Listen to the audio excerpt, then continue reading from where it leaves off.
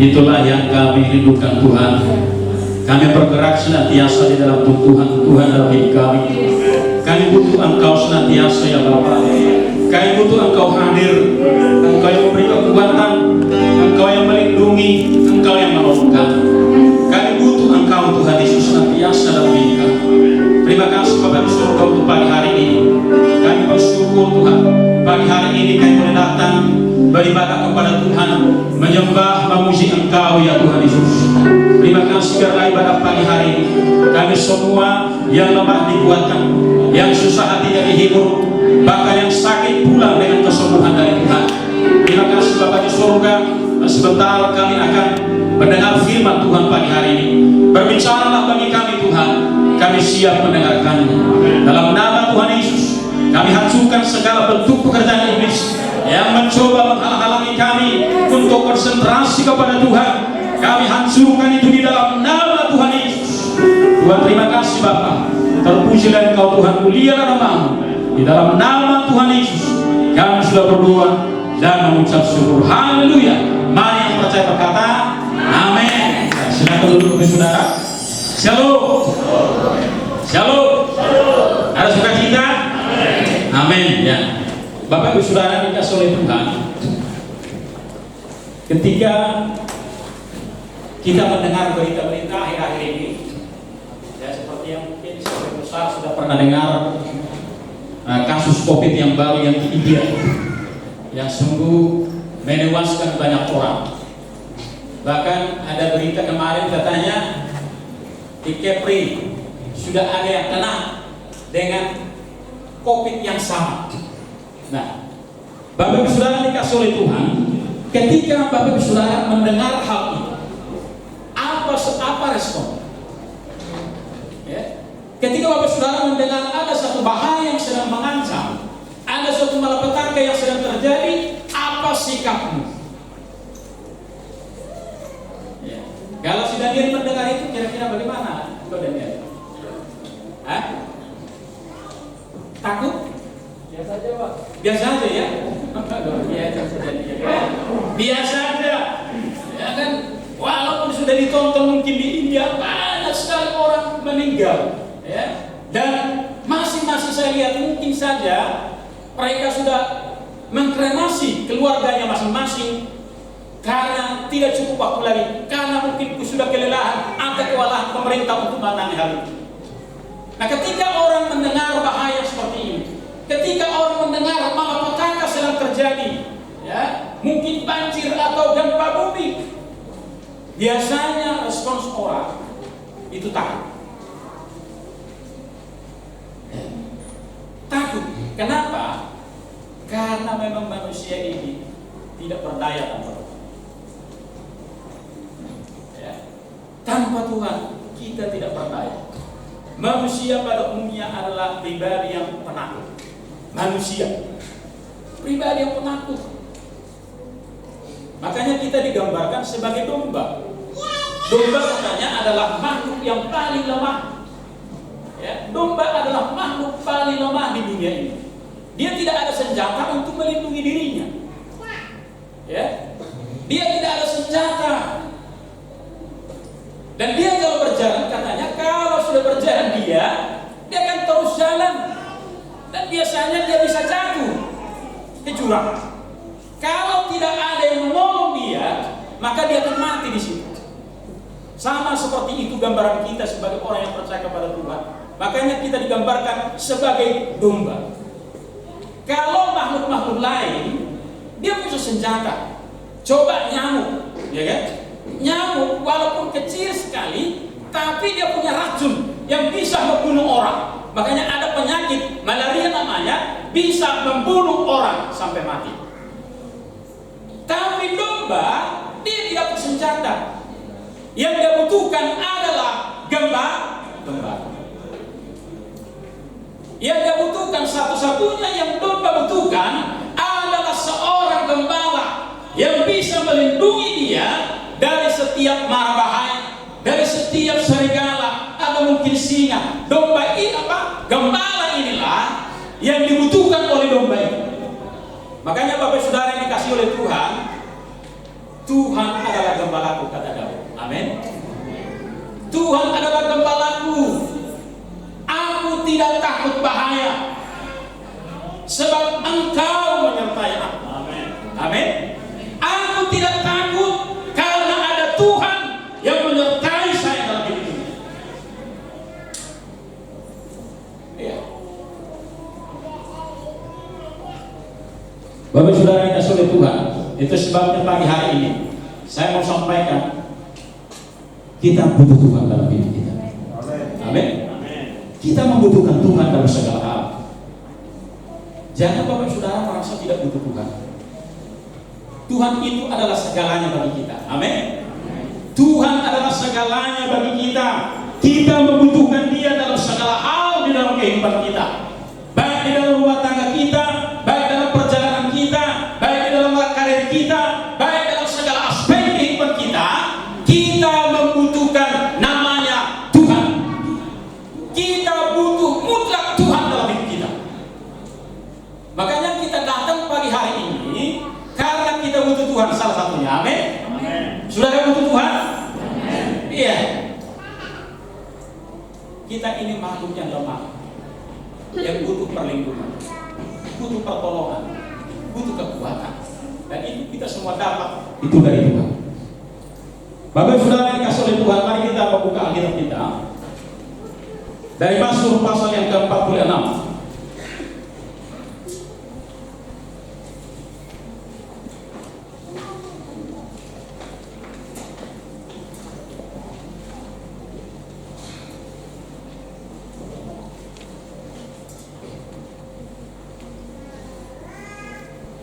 Mazmur pasal yang ke-46 ayat 1 sampai dengan ayat yang ke-12.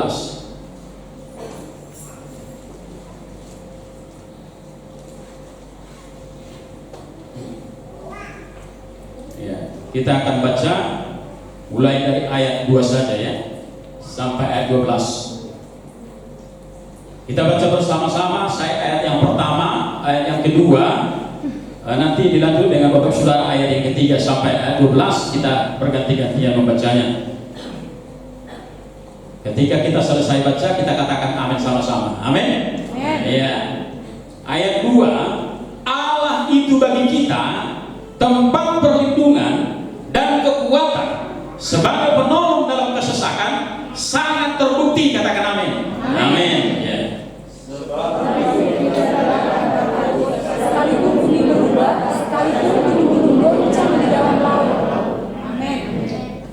Sekalipun ribut dan berbuih airnya, sekalipun gunung-gunung goyang oleh geloranya,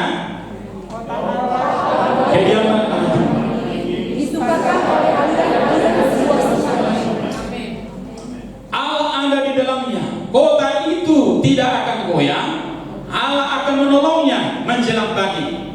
Bangsa-bangsa ribut, kerajaan-kerajaan goncang, yang memperdengarkan suaranya, dan bumi pun hancur. Tuhan semesta alam menyertai kita. Kota benteng kita ialah Allah Yakub.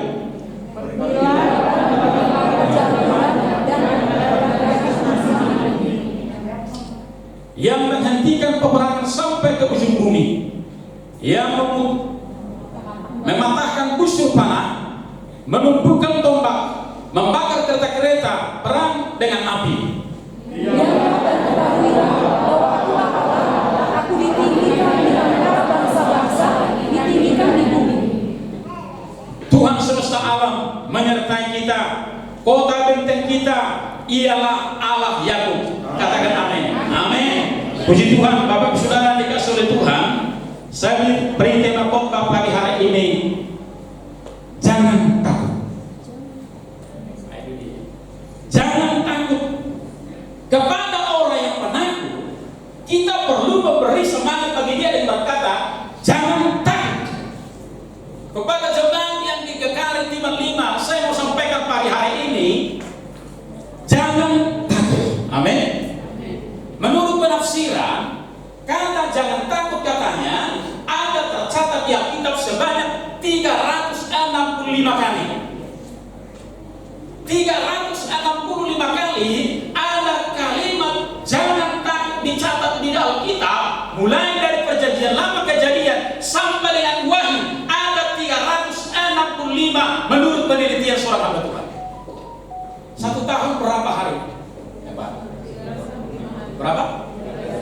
Iya, 365 hari, 1 tahun. Berarti tiap hari Tuhan berkata kepada kita, jangan takut. Jangan takut. Jangan takut tiap-tiap hari. Karena memang setiap hari kita pasti ada rasa takut. Betul enggak? Keluar dari rumah takut. Takut nanti. Wah, mau kerja, nanti takut. Ada selalu yang ditakutkan. 365 hari. Setiap hari Tuhan berkata kepada kita, jemaat Gegara Kibar 5, gak usah kau takut. Amin. Kenapa? Ada 3 hal alasan bagi kita pagi hari ini. Kenapa kita tidak perlu takut dalam hidup ini? Yang pertama dikatakan, Allah itu bagi kita tempat perlindungan. Katakan amin. Amin. Allah itu bagi kita tempat perlindungan. Artinya apa, saudara dikasih oleh Tuhan? Ada Tuhan yang senantiasa melindungi kita setiap hari.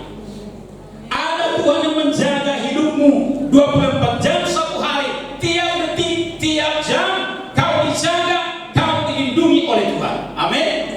Ketika engkau keluar rumah, engkau dijaga oleh Tuhan. Ketika engkau masuk rumah, di dalam rumah, engkau dijaga oleh Tuhan. Ketika engkau berjalan dalam lembah kekelaman, ketika engkau berlangkah kemanapun engkau sendiri, ada perlindungan Tuhan 24 jam 1 hari. Tiap-tiap hari engkau dijaga oleh Tuhan. Amin. Nah, itu sebabnya saya katakan kita butuh Tuhan. Kita butuh namanya perlindungan. Saudara dikasih oleh Tuhan. Kalau enggak Tuhan yang menjaga kita sampai hari ini, Dia tidak melindungi kita, saya percaya kita tidak ada lagi sampai hari ini. Kita tidak ada lagi sampai hari ini. Tapi karena Tuhan menjaga kita, Dia melindungi kita, Dia menaungi kehidupan kita, makanya bisa kita hidup sampai hari ini. Bukan karena saudara ada mobil, makanya saudara bisa terlindung dari bahaya. Bukan karena bapak saudara punya banyak uang, makanya bapak saudara bisa terlindung. Bukan karena engkau punya pagar besi di rumahmu,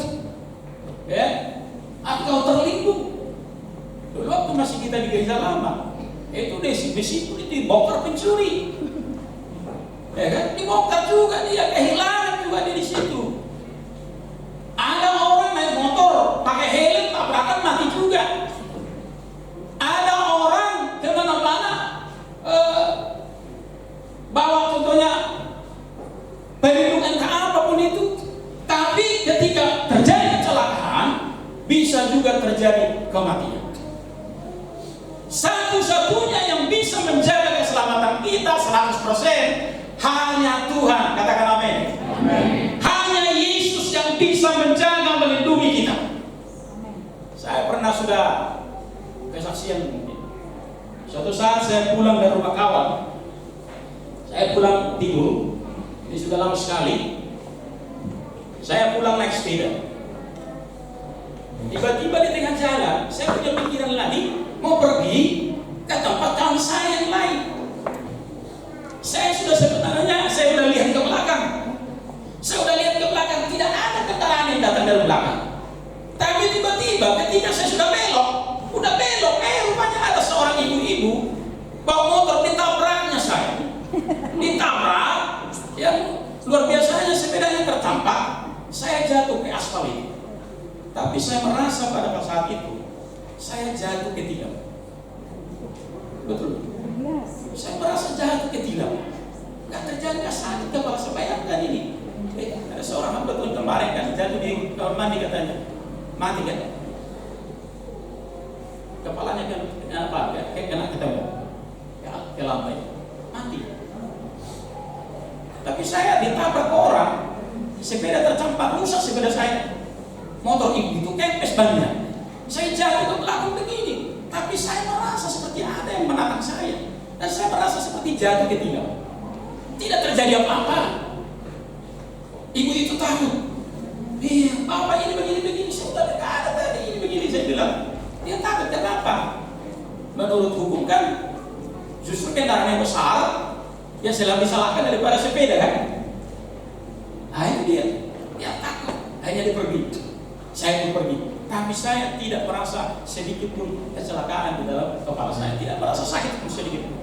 Sama seperti yang dialami oleh Daniel, ya, atau yang dialami oleh ketika Sadrak Mesak Abednego, ketika mereka dimasukkan ke perapian menyala-nyala, satu ujung rambut pun di kepala mereka tidak ada yang terbakar. Bayangkan itu. Padahal dikatakan Raja memerintahkan supaya api itu dipanaskan 7 kali lipat. Bayangkan itu, api dipanaskan 7 kali lipat. Ada seorang hamba Tuhan katakan, itu api neraka. 7 kali lipat, sempurna itu. Sampai orang mengangkat ketika orang ini pun terbakar di situ. Tapi yang luar biasanya, bahwa 3 orang ini yang dimasukkan ke api yang menyala-nyala itu, 7 kali lipat panasnya. Rambut di kepalanya pun satu pun tidak ada yang terbakar. Bahkan bau asap pun katanya tidak ada. Ajaib tadi. Itu terjadi karena apa? Tuhan menjaga dan melindungi mereka. Amin. Tuhan Yesus bilang, kalau engkau bertahan, tak satu pun rambut di atas kepalamu akan jatuh ke bumi. Luar biasa.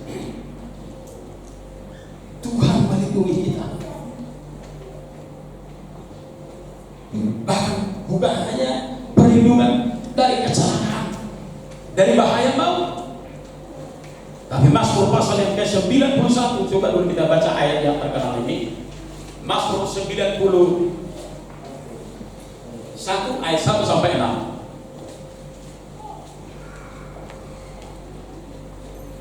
Kita baca. Ya, Mazmur 91 ya.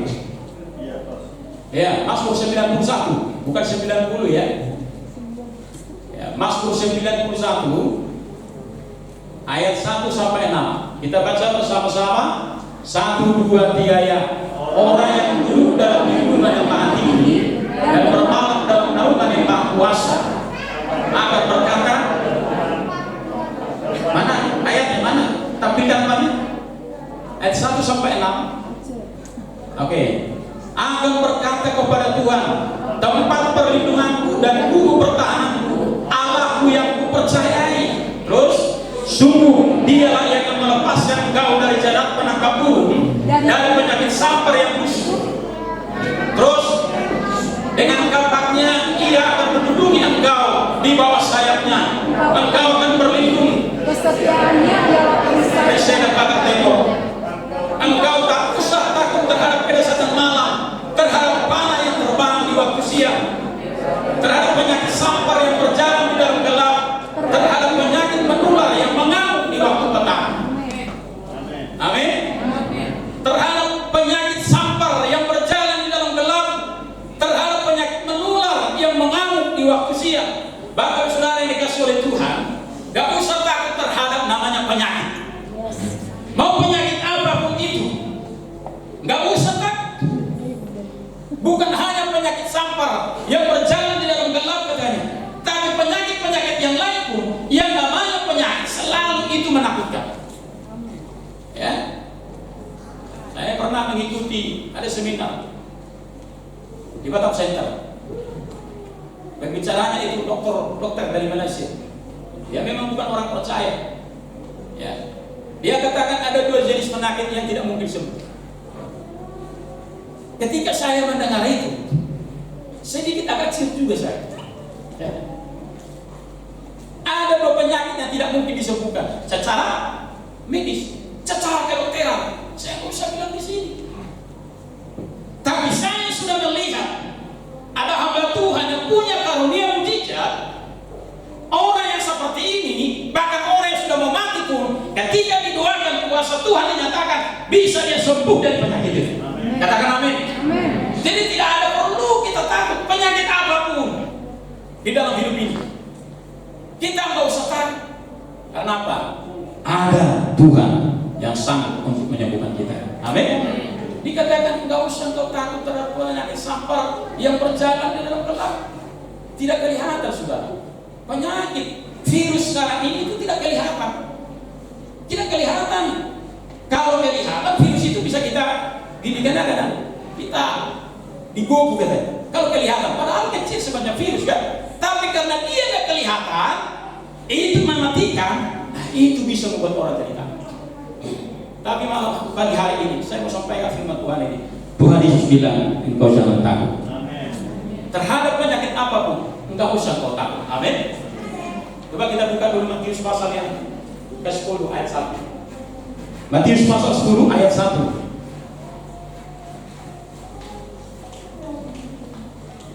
Kita baca bersama-sama 1, 2, 3 ya.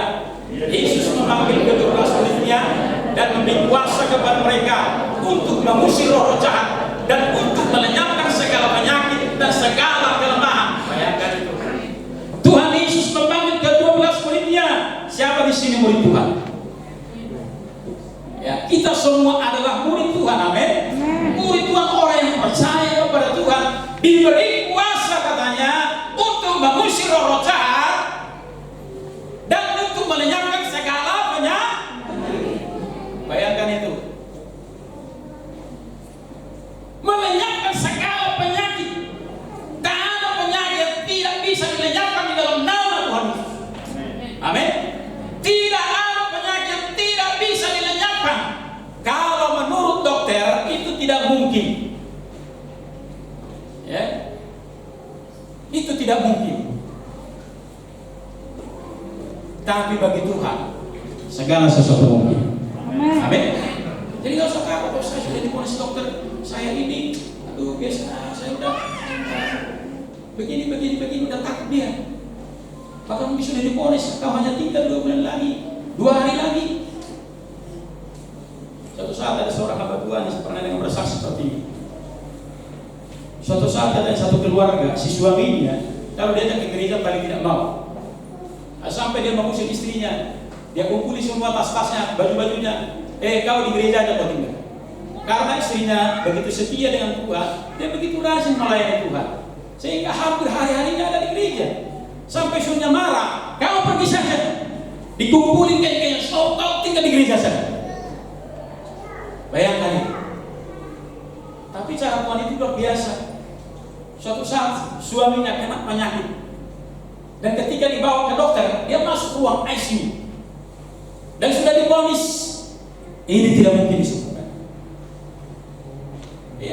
Ya masuk di situ. Hari pertama katanya, yang di sebelah kirinya sudah meninggal. Ada 3 orang mereka di situ. Dua takut dia. Yang di sebelah kanannya kemudian hari berikutnya meninggal. Wah, berarti saya ini udah mau mati saya. Ini pasti giliran saya. Udah takdir. Tapi malam hari katanya, dia ada penglihatan tentang Tuhan. Ada seorang, Tuhan buka katanya horden daripada rumah sakit ini. Horden tempat ruang ICU, bilang, kau sembuh, pulang kau besok. Bayangkan, dia sudah diponis, sudah masuk lagi sini. Tuhan Yesus bilang, besok engkau pulang. Apa yang terjadi? Besoknya dia pulang. Penyakitnya hilang. Akhirnya apa? Suaminya lebih menggebu-gebu, rohnya lebih menyala-nyala untuk melayani. Bayangkan itu. Ada seorang berkata, untuk menyembuhkan pilek sama bagi Tuhan membangkitkan orang mati. Lazarus sudah mati 4 hari itu. Tapi Tuhan Yesus, Lazarus bangunlah. Tidak ada namanya penyakit yang tidak bisa disembuhkan di dalam nama Tuhan Yesus. Amin. Dan Alkitab katakan Tuhan sudah memberi kita kuasa untuk melenyapkan segala penyakit. Amin. Segala penyakit, bukan hanya penyakit tertentu yang bisa dilenyapkan Tuhan dari hidup kita, tapi segala penyakit. Jadi kalau Bapak Saudara pergi ke rumah sakit atau menjumpai orang yang sakit, ya kan? Sudah putus asa. Masalahnya memang kadang-kadang kita seperti ini. Orang sakit ini sudah putus asa, kita turut juga putus asa. Kenapa? Ya kita katakan kadang-kadang, ya memang sudah waktunya mungkin Tuhan panggil, ya kan? Sudah waktunya. Akhirnya apa? Kita hanya berdoa penyerahan. Akhirnya sepanjang kehidupan kita tidak pernah melihat namanya kuasa Tuhan yang sanggup melenyapkan segala. Bapak Ibu Saudara dikasih oleh Tuhan, makanya pagi hari ini saya katakan kita membutuhkan Tuhan. Amin. Kita butuh Tuhan dalam hidup kita. Ada orang karena sudah semakin kaya dia merasa nggak butuh Tuhan. Saya mau katakan sebetulnya seperti ini. Orang kaya, orang miskin, mau siapapun orangnya, dia sebetulnya butuh mutlak Tuhan dalam hidupnya. Dia butuh Tuhan di dalam hidupnya. Justru orang semakin kaya, dia justru kadang-kadang dia merasa dia yang paling butuh Tuhan untuk menjaga dia, untuk melindungi dia. Ada seorang hamba Tuhan bersaksi seperti ini. Dia suatu saat pulang dari pelayanan, dia masuk ke kamar mandi di bandara, dan di dalam tasnya ini katanya dia bawa uang. Tiba-tiba di kamar mandi sudah ada 3 orang yang mengancam dia, pisau di tangannya. Dimasukkan apa? Udah diangkat dia, nempel sudah pisau itu di samping perutnya. Keluarkan dompetmu, keluarkan dompetmu. Dia pun merasa terpuas. Lalu ada suara dia dengar katanya begini, kau lari, bilang kau ketinggalan tas di sana. Akhirnya apa? Dia cepat lari dia. Saya tidak di dalam tas katanya. Akhirnya dengan demikian dia naik mobil dan dia selamat. Itu semua bisa terjadi karena apa? Karena Tuhan yang menjaga dia. Jadi percaya Bapak Saudara dengan oleh Tuhan, Bapak Ibu Saudara dijaga dan dilindungi oleh Tuhan. Amin. Iya, dilindungi oleh Tuhan. Nah, yang kedua dikatakan di situ, Allah itu bagi kita tempat perlindungan yang kedua dan kekuatan. Kita butuh namanya kekuatan dari Tuhan. Amin. Iya, kita butuh kekuatan dari Tuhan. Iya, kalau nggak ada kekuatan dari Tuhan dalam hidup kita ini sudah putus asa, kita bisa bunuh diri, kita bisa kecewa, kita bisa putus asa dalam hidup kita. Karena apa? Tidak ada kekuatan dari Tuhan dalam hidup kita. Tanpa Tuhan, kita tidak kuat menghadapi hidup ini. Amin. Iya, ada orang bilang begini, Pak, saya sudah tidak kuat lagi. Saya sudah tidak kuat lagi menghadapi suami saya. Saya sudah tidak kuat lagi menanggung beban ini. Dia sudah mau bunuh diri karena tidak kuat lagi. Tetapi ketika ada seorang hamba Tuhan melayani dia, mendoakan dia, akhirnya dia kuat kembali. Bukan hanya kuat, tapi dia punya semangat kembali di dalam kehidupan. Makanya saya berdoa begini, Tuhan berikan mereka kekuatan. Bagi orang yang lemah, bagi orang yang putus asa, diberikan pengharapan yang baru. Amin. Kalau orang sudah bertemu dengan Tuhan, yang lemah itu jadi kuat, yang putus asa itu punya pengharapan yang baru dalam hidupnya. Maka ketika Bapak Saudara yang dikasih oleh Tuhan datang seperti pagi hari ini beribadah, saya percaya bagi kita yang mendengar firman Tuhan, kita beroleh kekuatan yang baru. Amin. Kita beroleh kekuatan yang baru, kita beroleh semangat yang baru, kita beroleh pengharapan yang baru dari Tuhan. Karena apa? Ada Tuhan yang berbicara bagi kita, ada Tuhan yang memberi kekuatan kepada kita. Kita butuh Tuhan yang memberi kekuatan bagi kita. Tiap-tiap hari kita butuh Tuhan. Bagaimana caranya? Kita harus bersekutu dengan Tuhan tiap-tiap hari. Seorang hamba Tuhan, seorang anak-anak Tuhan, orang yang percaya kepada Tuhan, dia butuh persekutuan yang erat dengan Tuhan tiap-tiap hari. Makanya Tuhan Yesus bilang, kalau ranting itu sudah terputus daripada pokok anggur itu, maka ranting itu akan menjadi kering. Kering kehidupannya. Orang yang tidak ada persekutuan dengan Tuhan, percayalah hidupmu kering. Saya sudah amati bunga yang di depan itu. Suatu saat ada sampai 3 hari mungkin atau 4 hari saya tidak siram bunga itu. Layu, bahkan bunganya pun layu gugur, berubah warna sudah. Tapi saya lihat ketika saya siram, hanya 1 jam kemudian mekar kembali, daun-daunnya hijau kembali. Wah, luar biasa. Saya buat gambaran seperti itu. Seperti itulah engkau, kata Tuhan. Kalau kau bersekutu Makanya saya nggak usah heran, walaupun kau rajin ke gereja tentu seperti ini. Tapi kalau kau di rumah tidak ada persekutuan yang erat dengan Tuhan, hidupmu menjadi kering. Kau tidak ada semangat, tidak ada gairah, tidak ada sukacita, kehilangan pengharapan. Sebetulnya bukan karena persoalan, tetapi karena kau kehilangan persekutuan yang erat dengan Tuhan. Amin. Iya, karena kau kehilangan persekutuan dengan Tuhan. Makanya kita harus bersekutu tiap-tiap hari kepada Tuhan. Sebetulnya ibadah itu bukan hanya di gereja. Persekutuan itu bukan hanya di gereja. Saya mau katakan seperti ini, ada orang yang rajin ke gereja, rajin dia, tapi dalam praktek hidupnya sehari-hari dia tidak pernah namanya berdoa.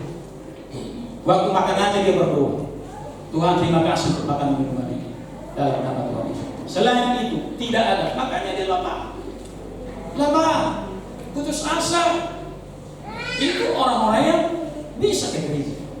Tapi orang yang memiliki persekutuan dengan Tuhan, masalah dan beban persoalan apapun, saya sudah mengalami itu dalam hidup saya. Ketika saya berdoa, saya bersemangat kembali.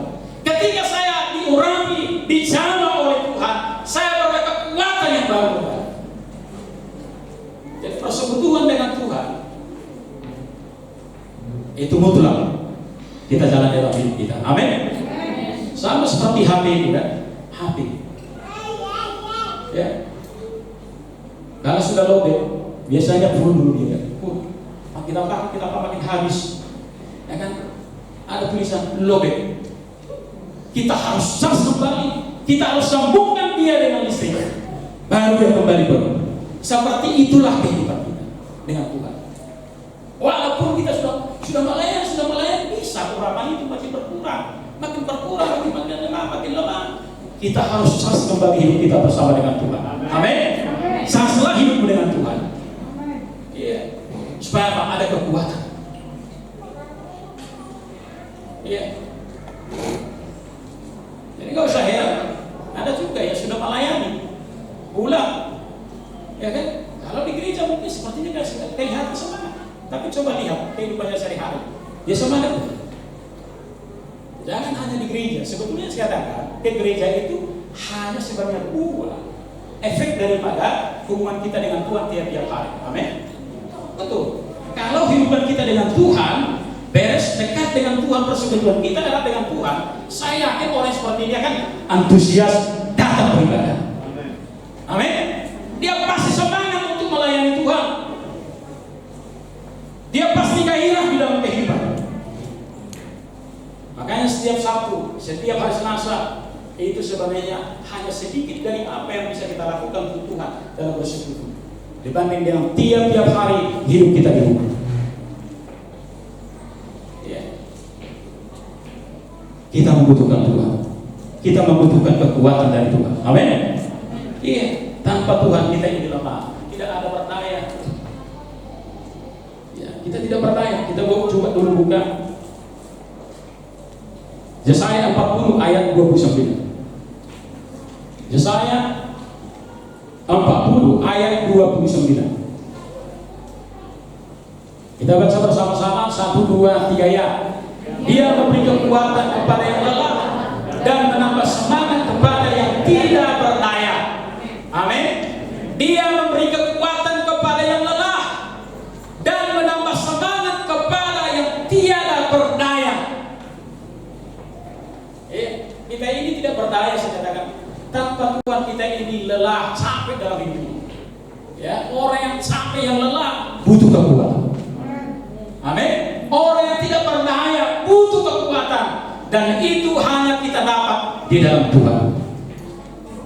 Iya. Oleh sebab itu Bapak Saudara dikasih oleh Tuhan. Ya, kalau engkau lagi lelah saat ini, engkau sedang butuh. Itulah juga saat-saat yang kau membutuhkan Tuhan dalam hidup. Butuh kekuatan dari Tuhan. Carilah Tuhan. Amin. Bersekutulah dengan Tuhan. Maka saya percaya situasi apapun yang terjadi dalam hidupmu, engkau akan tetap kuat di dalam hidup ini. Dalam Filipi ayat pasal 4 ayat ke-13, ayat yang terkenal, Dia memberi kekuatan, ya. Aku dapat menanggung segala perkara di dalam Dia yang memberi kekuatan kepadamu. Wah, ini ayat luar biasa. Segala perkara dapat kutanggung, beban persoalan apapun dapat kutanggung. Karena apa? Ada Tuhan yang memberikan kekuatan kepadamu. Tapi sedikit masalah tanpa Tuhan, kita ini sudah lemah. Kita hanya punya satu pergumulan. Kita sudah seperti apa? Lindung kita. Padahal orang lain punya tanggung jawab yang besar, punya persoalan pergumulan yang banyak, tetapi dia tetap semangat. Kenapa? Karena dia memperoleh kekuatan dari Tuhan. Ya. Tuhan tidak akan menyingkirkan persoalan dalam hidup kita. Paulus katakan dalam Korintus seperti ini, itu luar biasa dikatakan seperti ini. Aku lebih suka mengalami rintangan. Aku suka menderita. Aku suka tantangan. Karena dengan demikian kuasa Tuhan turun atas aku. Bayangkan itu. Orang biasanya menghindari masalah.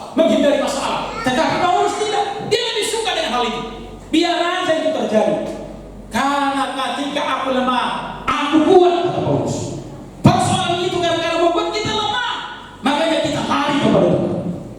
Jadi mengucap syukurlah di dalam hidupmu ketika engkau ada persoalan. Amin. Mengucap syukurlah kepada Tuhan ketika engkau ada banyak pergumulan. Karena dengan demikian engkau akan melihat kuasa Tuhan. Amin. Iya. Itu yang kedua. Yang ketiga dikatakan di situ, Allah itu bagi kita sebagai tempat perlindungan dan kekuatan. Yang ketiga, sebagai penolong dalam kesesakan sangat terbukti. Katakan amin. Sebagai penolong dalam kesesakan sangat terbukti. Saya mau katakan saya sering katakan seperti ini kepada orang ketika saya dulu sering menginjili orang. Firman Tuhan ini bisa dibuktikan. Ya, Alkitab bisa dibuktikan. Alkitab bukan perkataan hampa. Ya, tetapi itu bisa dibuktikan. Kalau Tuhan Yesus katakan, datanglah kepadaku semua yang tidak sudah berpemberat, aku akan memberikan kelegaan kepadamu. Itu bukan hanya sekedar kata-kata, tetapi di dalamnya ada terdiri kuasa di sini. Ketika orang datang sama Tuhan, ketika orang lagi berberat datang sama Yesus, saya percaya, saya sudah mengalaminya, saya beri Tuhan kelegaan. Iya, Alkitab bisa dibuktikan, Tuhan Yesus bisa dibuktikan, kuasa Tuhan bisa dibuktikan dalam hidup kita. Ya, dalam kesesakan, ya, saya percaya kita semua pernah mengalami namanya kesesakan. Kesesakan banyak pergumulan. Bahkan mau berdoa pun tidak bisa lagi, mau katakan apapun tidak bisa. Dia ada diam aja. Kita butuh pertolongan dari Tuhan. Amin. Kita butuh pertolongan dari Yesus. Saudara dikasih oleh Tuhan. Kadang-kadang pertolongan Tuhan itu seperti ini. Dia akan memberikan kita, contohnya kita butuh sesuatu, dan dia berikan itu, dia dapat pas pada mau butuh. Ya, sama seperti contohnya orang tua kan, anak-anak sudah minta, Pak, saya harus bawa ke sekolah. Tanggal berapa? Tanggal 5. Dia sudah meminta itu tanggal 2 contohnya. Ya kan? Tapi bapaknya belum kasih sampai tanggal 3, tanggal 4 belum dikasih. Ya kan? Tanggal 5 itu pun mungkin 5 menit sebelum tanggal 5 itu baru dikasih. Saya pengalaman saya kadang-kadang dengan Tuhan seperti ini. Udah selesai Tuhan. Bagaimana udah tinggal 1 hari lagi? Bagaimana sudah mau bayar lampu, mau bayar ini Tuhan? Oh, belum ada duitnya, belum ada. Tapi saya melihat di dalam hidup saya, Tuhan tidak pernah terlambat memberikan pertolongan bagi kita. Amin. Dia tidak pernah terlambat memberikan pertolongan bagi kita. Dia membuat segala sesuatu katanya indah pada waktunya. Ya kan, kadang-kadang kalau kita pikir-pikir Tuhan ini menggemaskan. Betul loh, seperti kalau kita menggemaskan Tuhan ini ya. Sudah minta kita, ini bagaimana ini Tuhan sudah tinggal 1 hari lagi.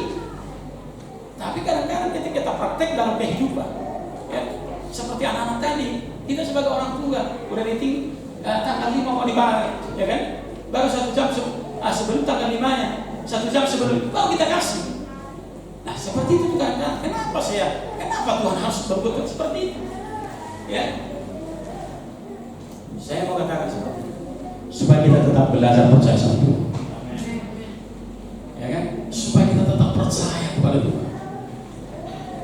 Ya. Dalam kisah Lazarus dibangkitkan, Maria dan Marta kirim kabar kepada Yesus katanya. Udah dikirim kabar, pada saat itu Tuhan Yesus nggak langsung pulang dia, nggak langsung di respon ayo kita, ya kan? Ketika sampai kabar, tapi katanya dia ternyata tinggal 2 hari. Dia tinggal 2 hari di tempat di mana dia berada. Dan akhirnya mereka kembali jalan kaki mungkin sampai 2 hari. Akhirnya apa yang terjadi? Yang dulu awalnya Lazarus sakit, akhirnya dia sampai meninggal. Saya mau katakan seperti ini. Banyak pengalaman termasuk saya alami seperti ini. Dan mungkin Bapak Saudara yang kita lihat, makin kita berdoa, persoalan itu bukan bertambah baik. Bisa terjadi. Tapi bertambah buruk. Kita sudah berdoa, tapi bukannya makin membaik keadaan, tapi makin bertambah buruk.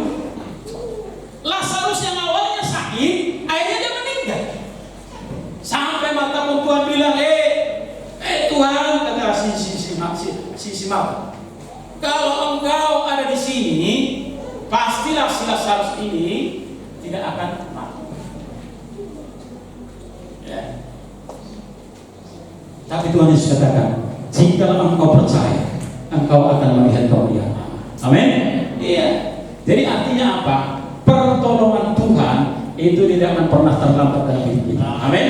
Percayalah Bapak Saudara, ketika engkau sudah berdoa, sedang berdoa dan sudah berdoa, kadang-kadang bukan bertambah baik, ya, tapi bertambah runyam, bertambah buruk.